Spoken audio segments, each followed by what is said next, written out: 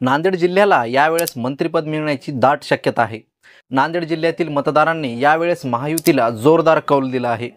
नांदेड जिल्ह्यातील 9 विधानसभेवर महायुतीने आपला झेंडा फडकवला आहे। नांदेड जिल्हा हा काँग्रेसचा बालेकिल्ला मानला जात होता।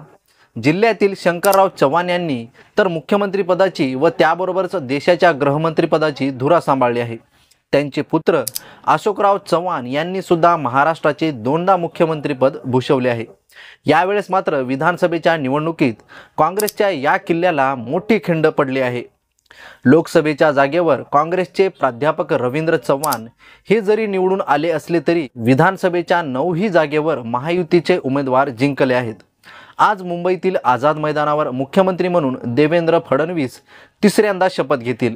त्यांच्याबरोबर कोणते मंत्री शपथ घेतील यांची अजून निश्चित माहिती मिळाली नाही, परंतु नांदेड जिल्ह्याच्या वाटेला निश्चित मंत्रिपद मिळतील अशी राजकीय वर्तुळातून शक्यता दर्शवली जात आहे।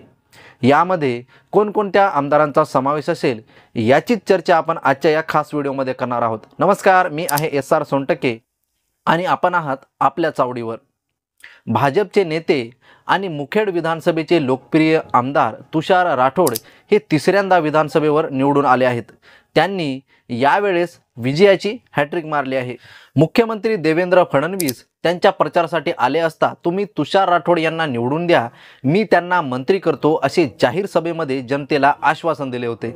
जनतेने सुद्धा त्यांच्या आश्वासनाला भरभरून प्रतिसाद दिला। तुषार राठोड हे मोठी लीड घेऊन निवडून आले आहेत।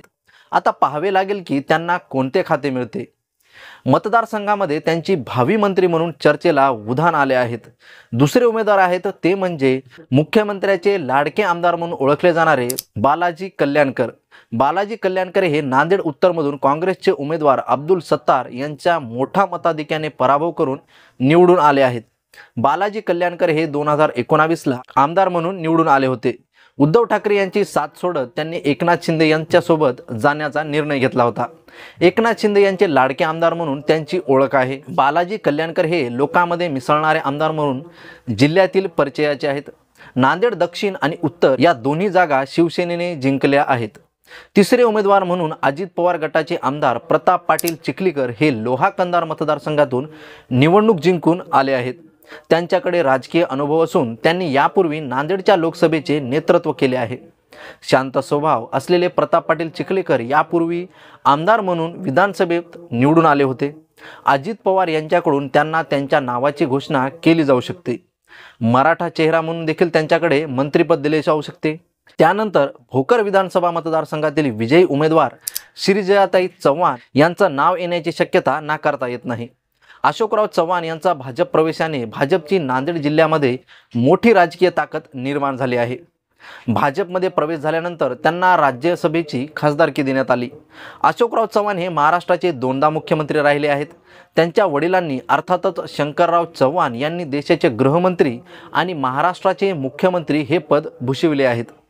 श्रीजयाताई चव्हाण यांनी चव्हाण घराण्याचा पारंपरिक बालेकिल्ला असलेले भोकर विधानसभा मतदारसंघातून पप्पू पाटील कोंडेकर यांचा मोठा मताधिक्याने पराभव करून निवडून आले आहेत। घरातूनच राजकारणाचे बाळकडू त्यांना मिळाले आहे। महिला मंत्री म्हणून त्यांची वर्णी लागू शकते। थांबूया या व्हिडिओमध्ये, या ठिकाणी भेटूया पुढच्या वेळेस आपल्या चावडीवर। तुम्ही अद्यापही आपल्या चॅनलला सबस्क्राईब केलं नसेल तर कृपया करून चॅनलला सबस्क्राईब करून घ्या आणि व्हिडिओ आवडल्यास व्हिडिओला लाईक करायला विसरू नका आणि तुमचं मत नोंदवा कमेंट बॉक्समध्ये। थांबूया। जय हिंद, धन्यवाद।